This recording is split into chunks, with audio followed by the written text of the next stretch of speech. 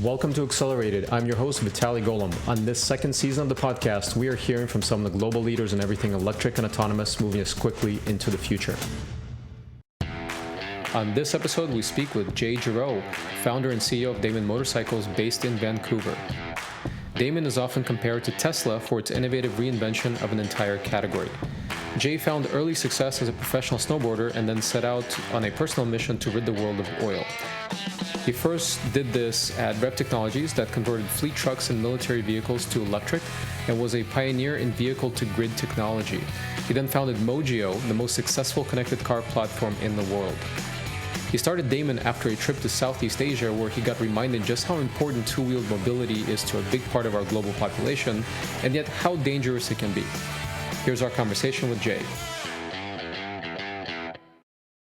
Jay, thanks very much for your time and being on the show today. Where do we find you? Vancouver, BC, North Vancouver. Now, as a kid, we'll dive right in. As a kid, you followed your dream and found success as a professional athlete. Tell us a little bit about your early days. Yeah, not precisely. I actually dropped out of high school when I was 17, quite conscientiously because the classroom of other grade 11s at that time, much like all the previous years, were not the least bit interested in their education. And frankly, neither was I until grade 11, when I actually started getting good grades. But I realized that, at that time I'd already been working two jobs. I worked at the cafeteria at my high school, and I had a job at a grocery store, and I pretty much got sick and tired of the laissez-faire attitude of the class in grade 11 when I started to think my grades might actually count for something and I should try harder. Somehow that translated to the sensible decision to quit high school. And my plan was to work full-time because I thought I could do much better with my time in high school, in a full-time job and actually make real money, and then go to adult night school, because I figured adults would be a little more focused. And that was certainly true. And I completed grade 12 through adult night school, but coming home with that news to my mom didn't quite make sense to her, so she threw me out. And from 17 to 20, therefore, I had to depend a lot more on full-time work, and found my way into managing two coffee shops by the age of 19. And I got so into the business of it, selling franchises at 19 years old and running wholesale coffee sales to minute loops around the neighborhood and whatnot. We were roasters, coffee roasters. I had forgotten completely that I actually had a dream to become a professional snowboarder. And when that moment dawned on me, I can actually remember the exact time, place, and the view that was in front of me of the local ski hill covered in snow. I realized I had to quit what I was doing, that I had lots of time in the future for business. So I quit everything and I moved to Whistler, BC at the age of 20. So my plan was to do so at 18. Anyway, so yeah, it took a few years of getting lost in the weeds of very young business life before realizing I needed to get back on track. Well, if this whole business thing doesn't work out, I think there's the beginnings of a great movie. You can make it maybe a rom-com. So, the great failures of Jay Giraud, sure. That's a great story. But tell us a little bit about. I mean, it's fascinating. I think lots of us snowboarded, skied, and what have you as kids, but very few get to the level that you got to. How did that happen? A little bit of good talking, I'll be honest, and some serendipitous. This was the day of the what's it called? The non-digital cameras. Like, we didn't have iPhones in our pockets where we could take video one moment and watch our run on the chairlift the next moment, which would have been exceptional for feedback and iterating on your tricks and whatnot. So you had to find a photographer who wanted to burn up rolls of film, like 5, 10, 20 rolls of film a day, to take pictures of you. And then you had to chase that photographer down to get those pictures, who he paid for the development of, and he was just a kid too. And then you had to put those photos together in some impressive album, and then you had to put the album in the mail. and send it to the team manager at K2 Snowboards or at Spy Eyewear or whoever, and hope that they even opened your mail. And then you had to find their email address, and if they used email, this was like 1996, 97, and try to get a hold of these people somehow. And the only other way to do it was to show up at ski and snowboard events and break through the invitation only line and try to figure out who the team managers of the snowboard companies were to get in front of people to get sponsored. So it was a lot of hustling. Actually, it was way more hustling back then to try to find a sponsor who would help give you a snowboard or a discount on a snowboard if you were lucky. So I don't really know exactly how it happened, but it was a combination of good snowboarding, savvy self-marketing, which I didn't do enough of, and follow-up. Like, you really had to run a business and follow up with people to get attention. Others seem to just go to nightclubs with all the right people and get incredibly wasted and make friends and go snowboarding with the right guy the next day, and that was it. I didn't have that kind of luck because I couldn't hold my liquor very well. So I think what you just described is we can easily swap out for any new entrepreneur, young entrepreneur coming to Silicon Valley and trying to break into the inner circle here. Yeah, very similar. Yeah, so over time, I mean, you developed, you had obviously a strong work ethic to become a pro athlete and get to the level you did, despite everything you just described. And no doubt you developed some principles about how, and you were lucky to do this very early on, so that you've taken this into your career. Talk a little bit about kind of your principles and what you've taken from that discipline to business. I've actually never stopped to draw a line between my business values, if you will, and my snowboard values, but I guess they're pretty similar. Drawing a blank. It's also cliche, but if you don't live your word and you don't live your commitments day in and day out and take the lickings, take the beatings. In snowboarding, it was quite literal. Literally take the beatings if you don't land on your feet. We'd go through a snowboard park with 15 jumps, and you would do that run 10 times in a day. So you're doing 150 jumps minimum a day, every day. And they're like 40 feet, 60 feet, 80 feet across, plus your takeoff and landing. You're talking about 100 feet of travel in the air. So the beatings were real. And if you wanted to quit, it was really, really easy to quit. There's the bar down at the bottom of the mountain, or an excuse like you got to work that night, or you're sore today because you were doing it for 6 days in a row this week. And, that's just not what it takes. That's not what's going to get you there. So I think it was just a matter of, maybe more than anything that I've learned from life, whether it was dropping out of high school and still finishing, or landing those accounts selling coffee, or landing those tricks on the days when you're in pain. It's just perseverance and grit. I'll put that above absolutely anything else. I used to say attitude is everything. I actually think attitude is second to person. You can have a really shitty attitude and still make it if you really want to drag yourself through hell and keep going. Yeah, absolutely. I mean, there's bad advice called follow your passion, and then there's good advice as do what you're good at and successful at. So now, so let's switch gears a little bit into the topic at hand here. You got into EVs before it was cool. How did you get started? How did you shift from professional snowboarder selling franchises and getting into mobility and EVs? Yeah, well, that's actually a really big gap there. There's a 11-year gap there between selling coffee shop franchises at 18 and starting REV Technologies at 29. And in that gap, there were action sports promotions companies that I founded. There was a women's snowboard clothing company that I co-founded. There was working 20 or 30 different restaurants, landscaping jobs, tons of side hustles, bars, working at a bar, all that kind of thing. And actually it was a moment in 2002 or 2003 when I was nursing a back injury. I was working at a bar at the base of Whistler, and I watched the bombing of Baghdad take place, the Iraq War. And I mean, I just couldn't believe that all of the news channels could advertise this was about freedom and not about the control of oil. And so I spent the next 5 years really thinking long and hard about how does someone like me with no real, physics or engineering education have the greatest single impact on the dependence of oil in the world. Because I thought that if we could take the impetus out of oil, we could take the impetus out of war. Now, in the back of my mind, I knew, we'll find something else to fight about, like lithium or something, right? But really, like, let's take the impetus out of oil. Let's solve that. And if that was what I gave the rest of my life to, I'd die happy.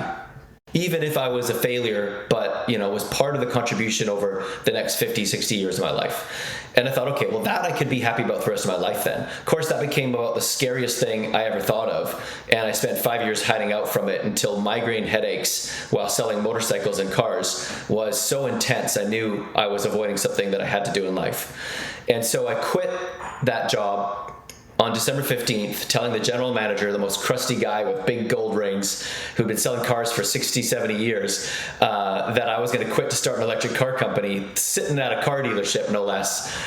And I was so fucking afraid because I had a kid coming and I couldn't pay rent on January 1st. Literally, I had nothing. And I sure as hell didn't have Christmas gifts for my family that year. And I was quitting my job to start an electric car company, and I didn't know anything about electric cars, really. And I was telling him my reason for it, and he had the most stunned look on his face, but it was the opposite of what I thought. He said, "You know what, I've been thinking about that for 20 years, and I wish I'd done it." And I truly thought I was crazy. And he didn't think I was crazy. He thought I was doing something he didn't have the balls to do. It was a amazing moment. It's just a huge personal shift. So then for the next 5 months, I figured out, a little bit about what I wanted to do, which at the time was to sell electric cars of the other companies. In 2008, there was Tesla, barely. There was a company called Think. There was Azure Dynamics making fleet electric pickups in Vancouver here. There was a handful of companies, none of whom had a single product that they were ready to sell to me to ship into Canada. So I realized if I was going to be my word, and that was to put an electric car on the road in 2008, come hell or high water, that was my commitment to myself. I came to this conclusion a few months later, I'd have to do it myself. So that was that, buy a pickup truck, start talking to people about it, start internet networking with the local community. I put out a press release on Canada Day 2008 that we would be the first electric car showroom in Canada. People started walking in the front door. Gas prices were through the roof. All the car companies were going bankrupt. It was kind of a perfect storm. Not to raise capital, but at least to draw media attention. And engineers started walking in the front door saying they wanted to help me. Now, if they were building engineers or bridge, civil engineers, I would have hired them because I didn't know there were different kinds of engineers. We're talking extraordinary levels of naivety and ignorance. But when I look at how incredibly unlikely all of this was, the only answer I have for you is perseverance and grit. And what that looks like in day-to-day practice as a person is putting one foot in front of the other. It's the literal action of getting up every morning and doing something towards your goal. And you're really floundering all over the place. You don't know exactly if what you're doing is the right things, but you think they're the right things. And like even Bill Gates said, about half of everything he did was a mistake. And you can make a ton of mistakes, but if you just keep moving forward a tiny little bit, it adds up. It adds up exponentially over the course of a year. So that's a little bit about the messiness of starting REV.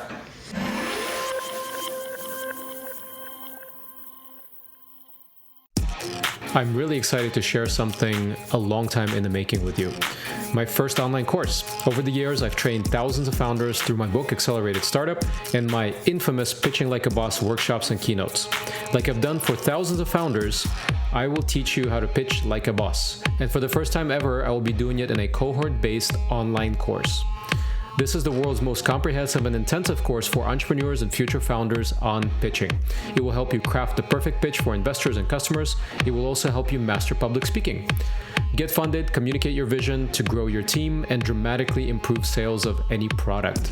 Check out golomb.net/pitching, that's GOLOMB.net/pitching for more information. See you there.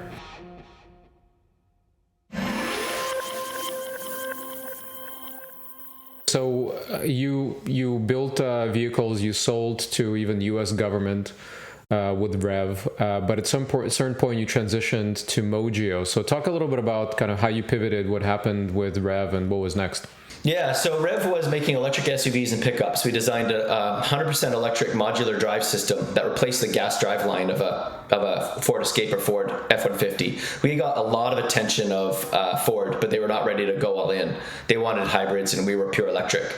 And we built our own drive system and electronics and software. We built a cloud computing engine that could connect remotely to every vehicle on the grid. We had vehicles in Hawaii, we had vehicles in Detroit, we had vehicles with the Pentagon, we had vehicles with Chrysler, we had vehicles all over Canada, and we could see the total energy and the total emptiness, which would be called capacity, of these batteries on all of these electric vehicles in aggregate. So they appeared on our software network as one single source of energy that could be dispatched in the local region of the network of the power grid that they were plugged into when they were plugged in, which is about 98% of the useful life of a car.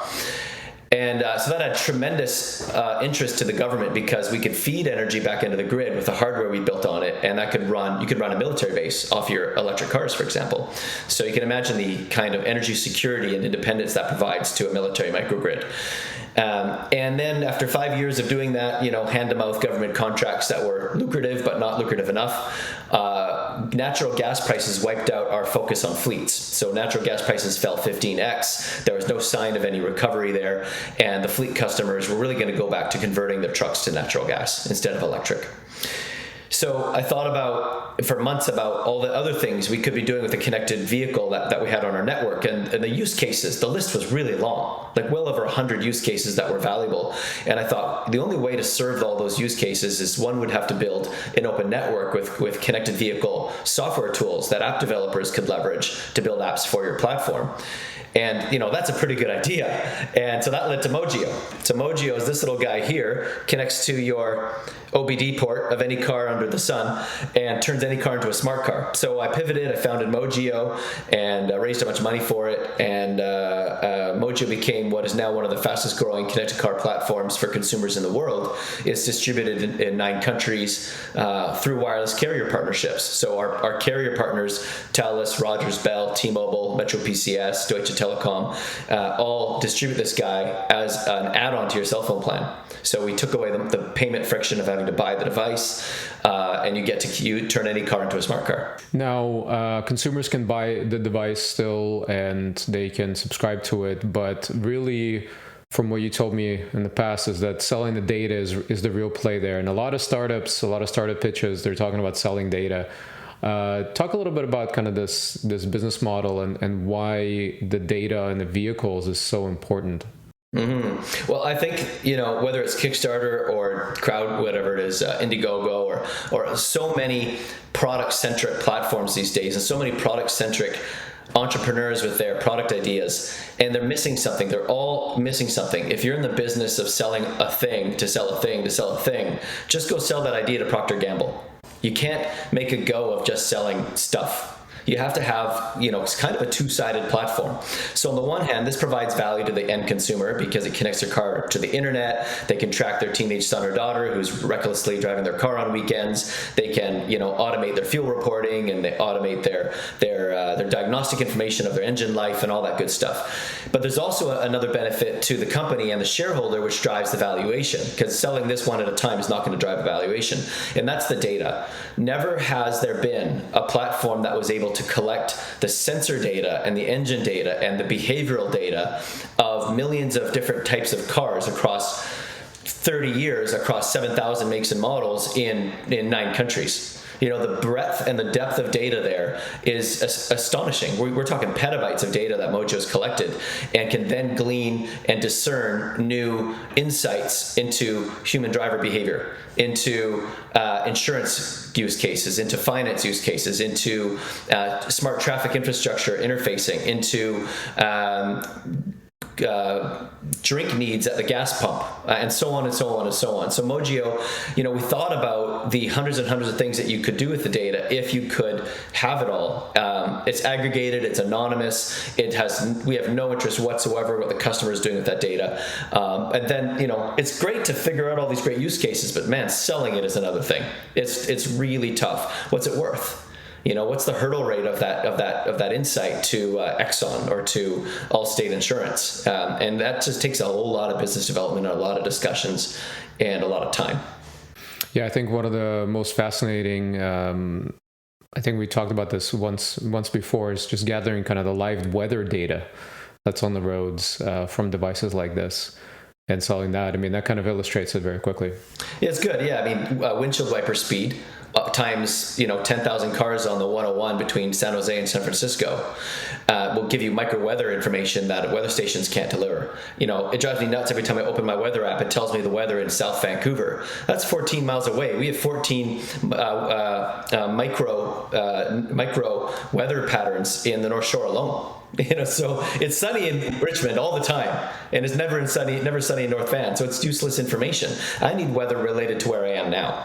Yeah, it's fascinating. So I want to get to your magnum opus, your Damon, everything you learned in your career, as an athlete, as a young hustler, and then into the tech business for a number of years. You've already successfully launched, I can say, that something arguably that's more difficult than launching a new auto brand, a new motorcycle brand. So you have a very interesting story of how you got to Damon as well. Can you tell us a little bit about what inspired you to create it? Sure. Yeah. I've heard that quite a few times in the last 2 months, that everybody thinks building an electric motorcycle company would be harder than building an electric car company. God, I hope you're wrong. but I don't know. I've never built an electric car company. Well, not really. So Damon is the future of motorcycling. And it's really easy to kind of be like, what? And actually bigger than that, we're the future of light EVs. And a light EV is a vehicle that's bigger than a e-bike or a scooter, but smaller than a car and goes on the highway. And that represents about 75% of trips in the world. Just under half of all miles traveled worldwide are on two wheels. And that is just not obvious to the public. And that, for over 100 megacities of greater than 10 million citizens, the motorcycle is literally the only way to get around. People don't ride a bicycle between two stores. They don't walk on a sidewalk because it's full of motorbikes. I kid you not. And there's no subways and buses that can make it through the throng of motorcyclists congesting the traffic network. And so the motorcycle is the only way to really travel for the whole world. And yet, if you look at the state of the motorcycle industry, it's a solid 20, 30 years behind the car in terms of technology, safety, zero emissions, etc. And so there's a huge gap here. It's this massive overlooked segment of transportation that is the largest and will always be the largest for at least the next 50 years, because the cost of motorization on a motorcycle is a fraction of a car. And, worldwide, 1/5 of the world is motorized. This is exactly like how a quarter century ago, 1/5 of the world had access to a cell phone. And now that 4/5 of the world have access to a cell phone, you could say the world has access to information, unlimited information on the internet. So the other 4/5 of the world is going to motorize over the next 20, 25 years. And there's no question as to how. It's not going to be a bicycle and it's not going to be a car.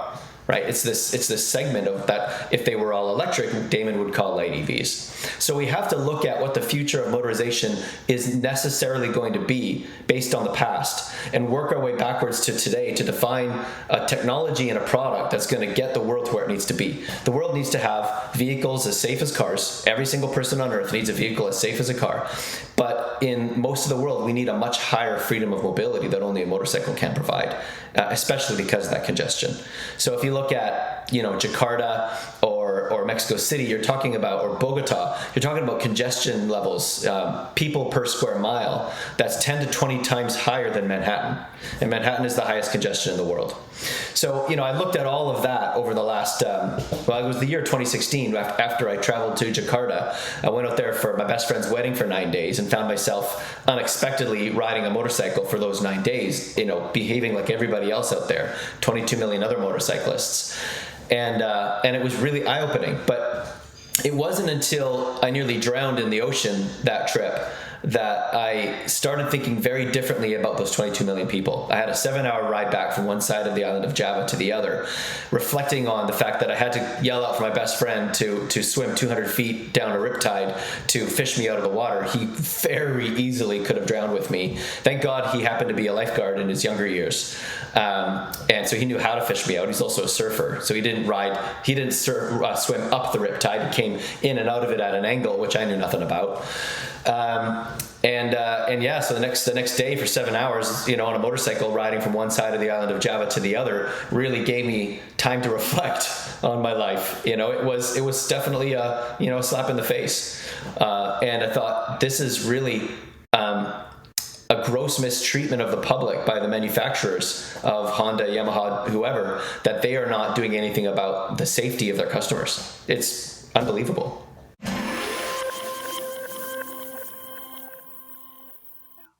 When companies start to catch fire on blitzscale and look for capital to fuel that growth, or look to find the right exit strategy, they often seek the counsel of investment bankers. At Drakestar Partners, we work with some of the leading companies in global tech on capital raises, M&A, corporate carve-outs, SPACs, and much more. And we're pretty good at it. Our team of over 100 technology sector experts across 9 offices in 6 countries is comprised of not only career bankers, but experienced executive venture investors and technologists. Drakestar Partners is the #1 ranked and fastest growing mid-market investment bank across the US and Europe. While I focus on mobility and energy transition sector, along with all things Silicon Valley, my partners from the Pacific to the Atlantic and around the world lead in software, media, communications, and everything in between. Learn more about us at drakestar.com.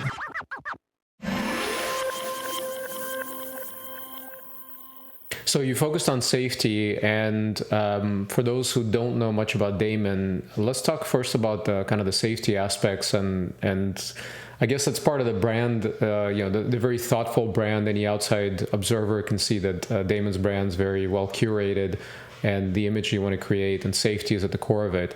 Talk a little bit about how you kind of made that real, that safety aspect. Well, I came back from Jakarta and spent many months doing all forms of kind of research around, the problems of motorcycling and the statistics and the cost of GDPs to the countries for motorcycle injuries and so on and so on. And I eventually concluded on, and this may seem really obvious, collision warning systems. But where I came away from was, in 10 years, motorcycles need to be semi-autonomous. And let me define that. We're not talking about my ability to put my feet up on the handlebars and lean back and have the thing coast down the street for me. Nobody wants that. But we are talking about a vehicle that has the ability to avoid an accident if I don't. So if I don't take the right evasive action in time, the motorcycle will for me, whether that's braking or leaning or steering. And the fact that we only have 2 or sometimes 3 wheels really changes the whole thing. It is nothing like a collision avoidance system on a car or a collision warning system on a car, because of the fact that the vehicle has to balance and lean. And that changes algorithms, that changes placement of sensors, the types of sensors you need, that changes the kind of drive-by-wire steering and braking we're going to eventually need to move into collision avoidance, and so on and so on.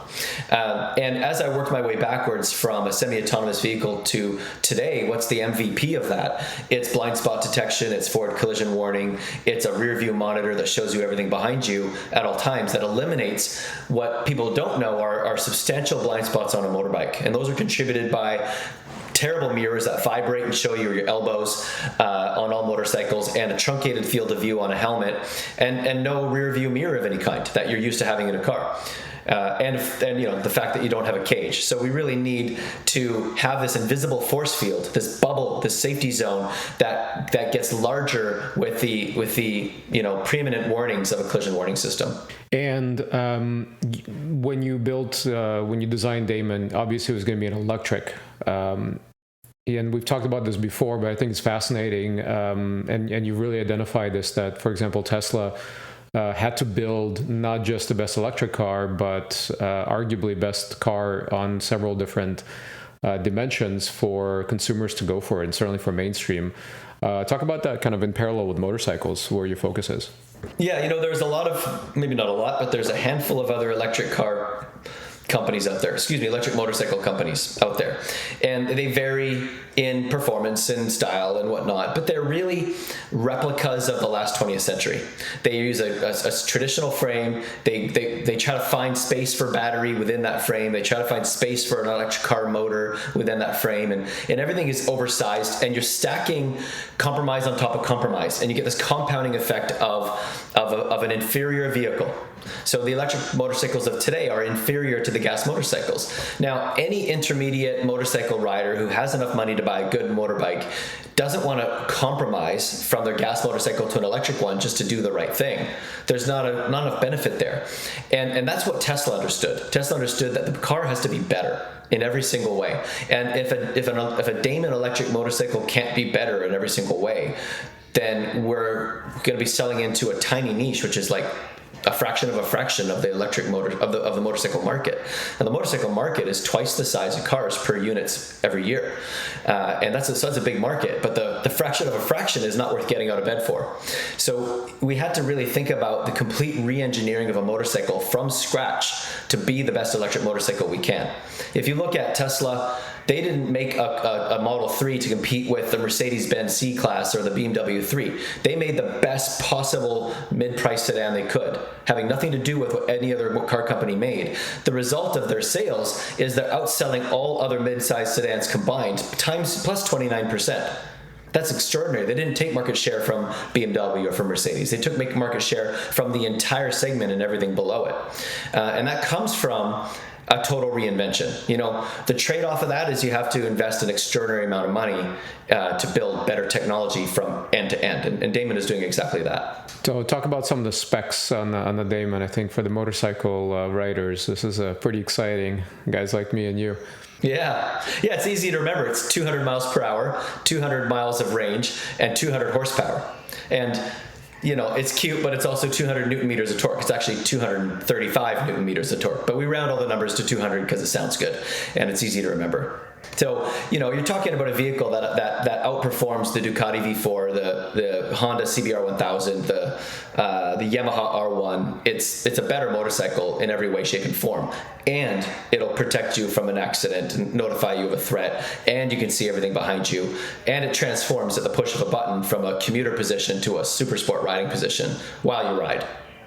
Yeah, it's pretty exciting. I'm very excited to get mine as soon as possible here. Yeah, totally. When can you started taking pre-orders, and the company announced back at CES in 2020 it took Best in Show and a dozen or more of other awards and has really kind of catapulted. What's the timeline? I mean, with vehicles, a lot of times between the time when the vehicle is announced and when it actually starts shipping, like a Porsche Taycan famously took almost 5 years. What's the timeline and where's Damon these days? Yeah, well, thankfully we're not going to take almost 5 years, but we plan to ship in the back half of next year. We have an order book that has been growing exponentially month over month. It's literally grown from 1.5 million in orders a month last year to May was 2.9 million in pre-orders. So we're well over 29 million in projected revenue, almost 1,200 units ordered for just a sport bike, not just a sport bike. Just the supersport category, which is arguably the smallest category of the sport bike, and we have over 1,100 pre-orders. So people putting an order in today, really, you know, they're not getting their bike till 2023, unfortunately, and that's just the size of the backlog that we have today. It's a pretty fantastic problem to have for any startup. Now, this didn't come without major challenges. So let's put aside the typical challenge that every startup has, which is raising money. What has been the second biggest challenge for Damon throughout its not that long lifetime so far? I'm sure we have our biggest challenges ahead of us still. Like I'm going to put no small emphasis on the importance of manufacturing and quality manufacturing and quality control and warranty and all that kind of stuff. We are exceptionally focused on design for manufacturing from every stage of the prototype. We DFM everything. And I know that it's going to be tough. No matter, you know, our team has over 200 years experience designing, developing, and shipping all manners of electric vehicles. We've manufactured everything under the sun that rolls on wheels, including VTOLs, you know, bikes, cars, trucks, buses, and VTOLs. And that said, it's never fun. Manufacturing is hard. So I think our biggest challenges are still in front of us, but all of our challenges have been around financing. And, you know, I've been raising money every single month for the last 13 years. But it's the effects of the challenges of financing. You know, COVID was super hard for Damon. We raised only $3 million total in 2020. We raised $30 million in the first month of 2021. 10x in a month as soon as, you know, the feeling that COVID was out of the way and the politics in the US had changed and the investors, you know, were coming back in droves. But, you know, what happens when you aren't raising money fast enough is you're not hiring fast enough. You're not building fast enough. You're not prototyping fast enough. You're not marketing enough. And, you know, it becomes this massive effort of standing in the middle of a room and trying to hang on desperately to the four walls. You know, you try grabbing a wall. It's nearly impossible. You can't grab a wall, but that's what it feels like. You're trying to hang on to the four walls to keep the building together. And I'm really speaking about the motivation, the continual motivation and excitement of your team under such times of duress, which can last months and months. And for Damon, we went through these kinds of times 5 times between 2017 and the end of 2020. Where we were literally running on fumes, and, you know, cutting salaries back and laying off contractors and canceling projects. It's super hard. And, you know, if someone had unlimited access to money, the time it would take to get from A to a product out the door is literally half the time. Yeah, it's from the outside, you know, it's always it always looks like a success overnight, but it's many years and sleepless nights. You need an extraordinarily naive amount of confidence that you're just going to make it, and that even while you worry at night and while you think it's going to be impossible, and this time it really is the end. You know, you have to just tell yourself, no, it's not, and get up and make that one small step in front of the other. Us entrepreneurs are irrational, right? So we have to, with facts staring us in the face, we have to be religious level faith in ourselves and our team and the decisions we make. Now, exactly, yeah. Now, speaking of religious level faith, do you think we'll ever have that autonomous motorcycle? I hope not. Okay, so we have a vision for a vehicle that is not much wider than your shoulders, the same as a motorcycle. That's really important because for most of the world, you really cannot take up more space than yourself on a road, or you will be at a massive traffic disadvantage. You get pushed back by the waves of motorcycles. So you have to be on a vehicle that's no wider than yourself. But it needs to be convertible. And it needs to lean, because if it doesn't lean, it's not something you ride, and it gives you that high freedom of mobility.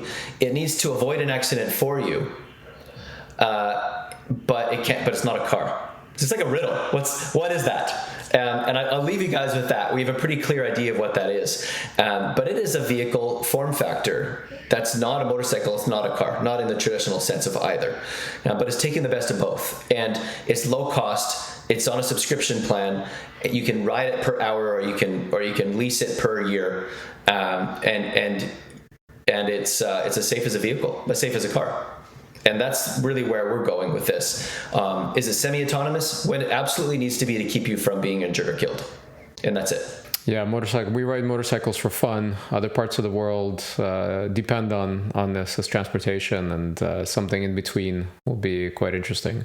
They do ride them for utility purposes like a car, but they actually get emotionally excited about them like a motorcycle. And you know, if you go to stand in a traffic intersection, you know, at the corner of a traffic intersection of a big road in Jakarta, one of the largest cities in the world, and they're all wearing helmets, they're all wearing leather or you know, armored jackets, even though it's 30 Celsius. It is, and if you unzip their jacket, 3 out of 10 of them are wearing some form of a motorcycle branded shirt underneath.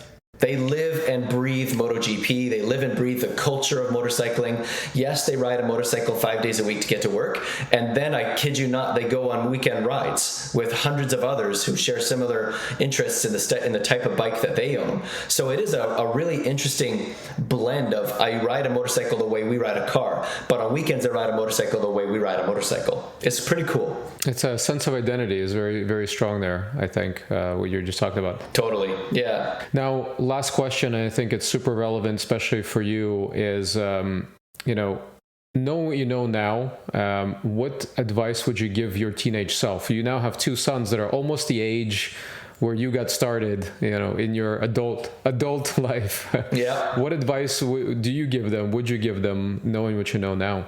With my older son is 12. He's almost 13. And up until like last month, for the last 5 years, he's been absolutely committed that he's going to go to Mars. And all he wants to do is be an astronaut. And, so I'm constantly giving him advice about stay in school, study hard, the typical stuff. But the really big thing is, like I say to him, I don't want you to go to space, but I want you to do whatever it is you need to do to be happy. First and foremost, if you're not happy, nothing matters. If you're not happy, you won't stick with it. You won't find the grit and the perseverance. You won't find the dedication. You won't get through the hard times. Are you going to be happy all the time? Never. No one's happy all the time. But if you're happy most of the time, you're probably on your way and you're in the right direction. And people struggle really hard with all the inner voices in their head, and those voices are not your own. They're the voices of society, and they're the voices of your parents, and they're the voices of conditioning. And the biggest thing is to learn to build the mental barrier to those voices and to move forward to the thing that you think you need to do, no matter how ridiculous or stupid it sounds, because every super good idea sounded ridiculous at the beginning. I think Albert Einstein said, at first your idea will be ridiculed, and then it will be violently opposed, and then it will be received as self-evident. For the greatest, craziest ideas, whether that was atomic, nuclear fission, or that's, Elon Musk saying, I'm going to build a rocket, and getting laughed at out of the bar by Russians, when he threw in his own 20 million, and he was looked at as a banker from PayPal, whatever it is, it goes through that process, and you're going to, scare people away, but if it's what makes you happy, you just have to do it. It's a great way to end this episode, Jay. So thank you very much for taking the time. I think your insights and your story, your personal story building these companies and what you're doing with Damon is very exciting and informative and inspiring. So thanks again for making time. We are all behind you with the future safe and more exciting motorcycles. I am especially excited, as you know. So thanks again for being on the show. Thank you very much. And if you guys want to learn more, go to Damon.com. It's spelled like Matt Damon. We'll leave you right there. Thanks, everybody. That was our conversation with Jay Giraud, founder and CEO of Damon Motorcycles. If you enjoyed this episode, don't forget to give us 5 stars in your favorite podcast platform and share with your friends. See you on the next one, and in the meantime, you can always find me at golomb.net.